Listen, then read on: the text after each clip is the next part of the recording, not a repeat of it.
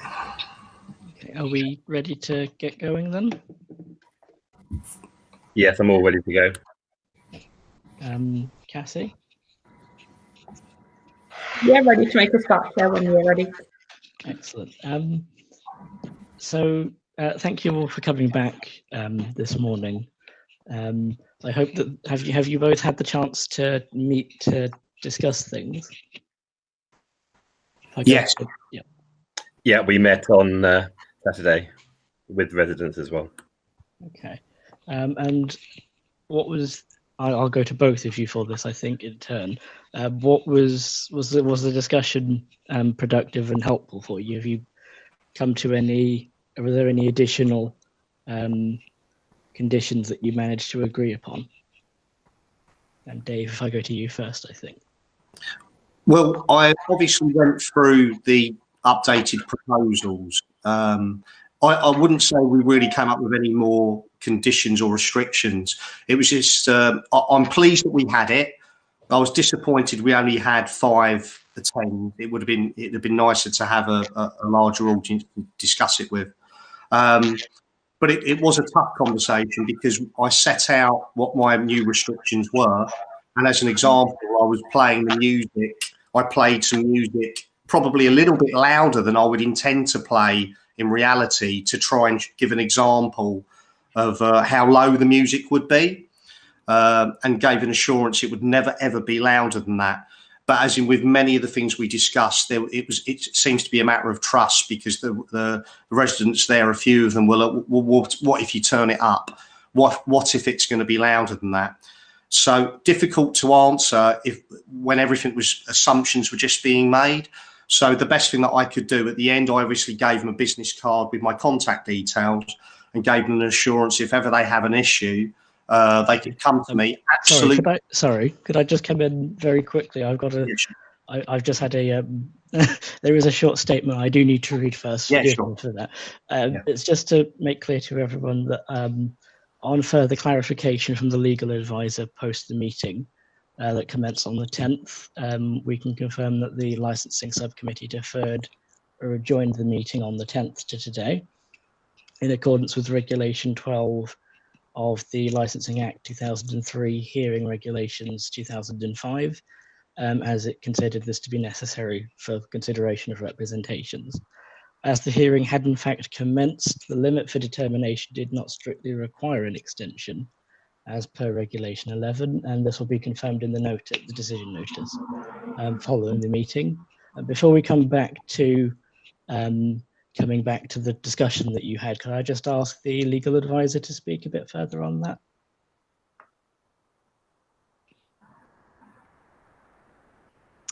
Thank you, Chair. Yes, during the meeting, I was looking at the regulations separately on a mobile device, but I've looked at Regulation 12. I looked at Regulation 11 in terms of extending the time limit for determination, with the understanding that the last date for determination would be last week, the 10th of September. But actually, when you go to the schedule, it does clarify that as long as you've commenced the hearing within the 28 days of the last day of reps, then that is sufficient. So there wasn't a need to extend the time limits. So actually that probably works a little bit in your favour. And it's Regulation 12 that governs adjournments and deferrals. So in effect, the decision was the same, but it was under Reg 12 rather than Reg 11. So apologies for the misquote, Chair. I think in future we're looking to have perhaps just a short, brief, private adjournment so that we can deal with that properly, as we would have probably done in an in-person meeting. So that could have been looked at carefully, and you could have reached a decision in private deliberations with myself as legal advisor. Thank you, Chair. Okay, thank you. Sorry about that. We did need to get that clarified before we jumped on in. We'll continue to hear a brief summary from you both, if that's okay. So David, would you be okay to continue? Sure. So the best course of action at the end, everyone had a business card with my contact details. to say, you know, if there is any issue, if there is any problem, please come to me in the first instance, so I can first of all review that it is my issue and not an issue elsewhere in the park. Of course, let Councillor Joyce know. So any contact with me that Councillor Joyce is CC'd in on as well. But it's one of those issues where I've made these proposals and I've given these, and I absolutely stand by these commitments. And I'm asking for trust from people that, you know, it's an ask that I do guarantee what I've said and what I've committed to. And I think the only way that we're going to see that is through time, and time will tell. But I try to address all of their concerns. That the residents that attended are not really users of the cafe. So I've, you know, said, please do come in. You know, for the first few months, you won't have to pay for tea and coffee. Please come in and build that relationship with me, because I think if they build that relationship and pop in, even if it's only once a week, then they'll see what I'm about, and hopefully I can build that trust and that respect with those with the residents. So I'm pleased we had it. Disappointed that we had quite a low turnout. Gave me an opportunity to set out what my plans and visions are. And I hope I've put some of the concerns to rest, but I think it's one of those, the proof will be in the pudding when I do deliver what I promised and what I've set out. Okay, thank you. Do the panel have any questions for the applicant?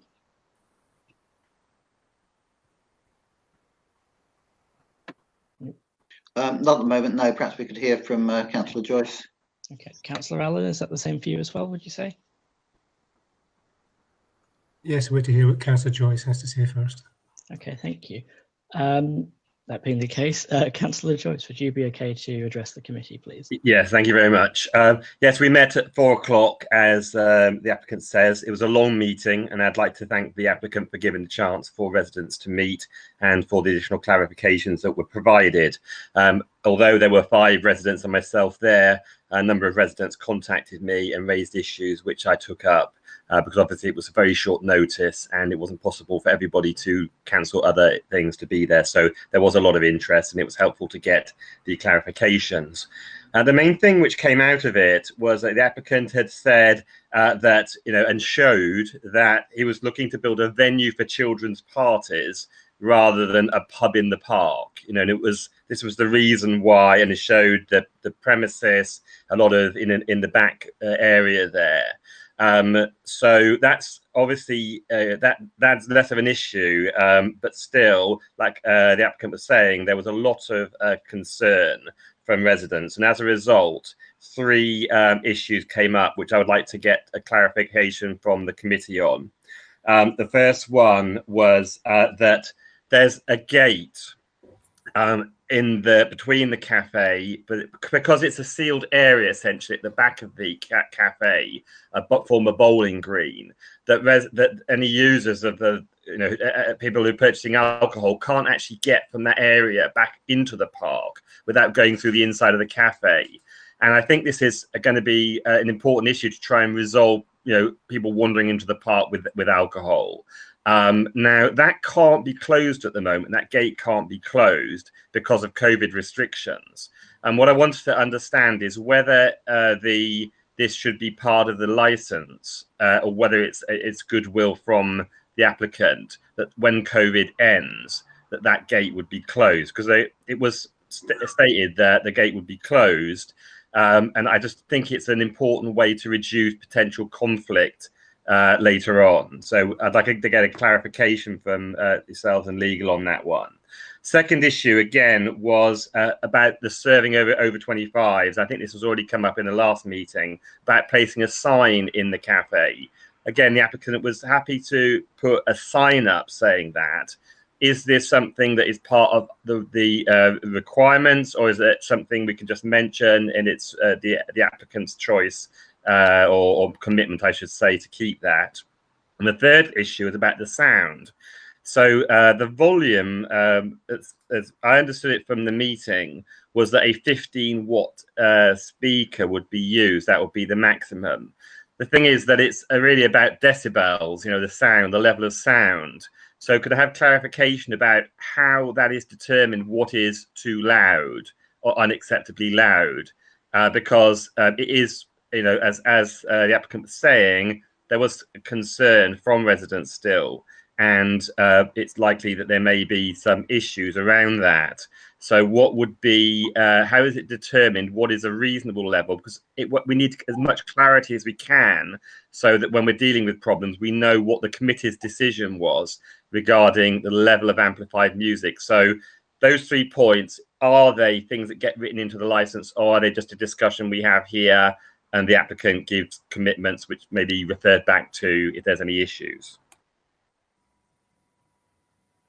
Okay, could I go to Simon on that one? Are you okay to provide sort of a legal summary in response?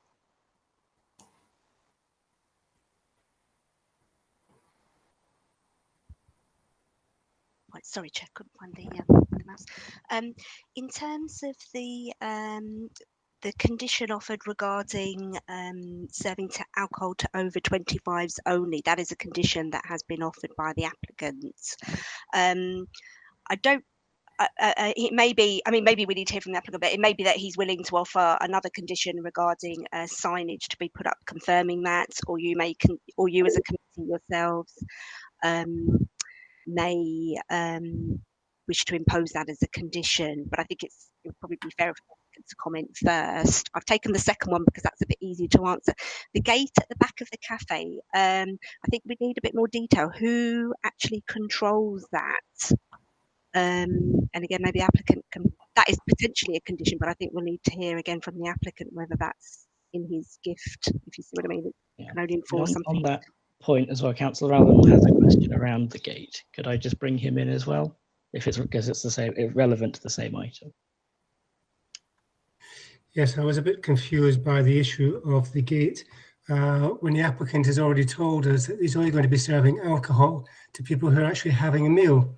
So I think it's irrelevant the fact that someone can come in and out through that back gate because they won't have been served with alcohol unless they were having a full meal. I think that was my understanding as well. And we can, I believe that has been offered as a condition as well. So that would be pending any decision. But if the subcommittee we were to grant, then that would be in the conditions on the license. So there wouldn't really be any negotiation on it. I think I agree with Councillor Allen. I'm not quite sure whether it's relevant. But I'll go to, I think, the applicant just to clarify on that slightly. Absolutely. The gate, Councillor Joyce is correct in that the gate is normally closed. I've only have the gate open at the moment, and I am in control of that gate. I have the key and the lock. The gate's open purely because with social distancing and COVID-19, I at the moment have a one-way system. So people come in through the CAF and they exit via the gate. When COVID-19 is hopefully under control at some point in the future, the gate again will be closed. And in regards, yes, I have stated that the intention is we will not serve alcohol on its own. People will have to order hot food. We will then take the hot food and the alcohol to the table, so it will be table service. So I think you're quite right in stating, and I did explain this to the residents, it would be a very strange situation for someone to leave the food and take the alcohol into the park. It would be quite a strange situation, so very unlikely. And I did make that point to the residents. Yes. So if hypothetically, if we were, just to clarify, and hypothetically, if we were minded to grant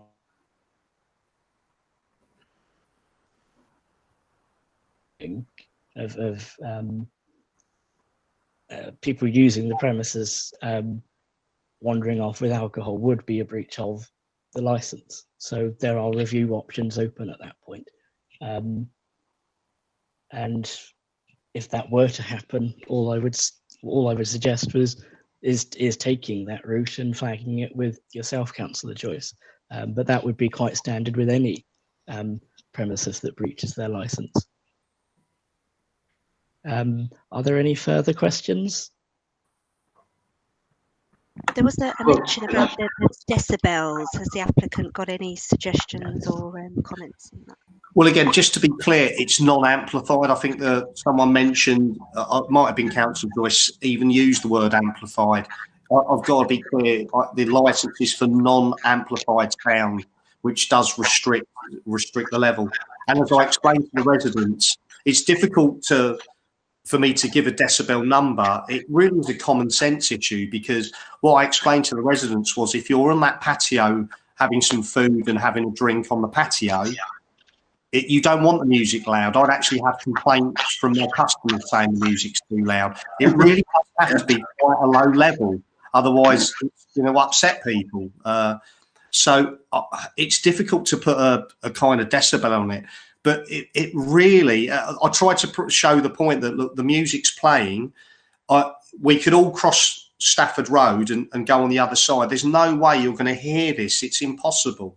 So it's going to be two very small speakers playing very low level music, which is mood music, to not make the people sitting down eating and drinking feeling uncomfortable. Right. Okay. We've got two comments, one from Councillor Allen and then Councillor Clifton, and then I think we'll be heading into closed session after that. Shall I go first then? The issue regarding the sign saying over 25s, I support. I think that's a good idea to have those up, so I have no objection with that. If the applicant is happy to put those signs up, then that's fine. The other point I would make is that you do have that other gate open. It would be useful to have a sign on that gate saying no alcohol beyond this point. Yeah. That's my comments. Thank you.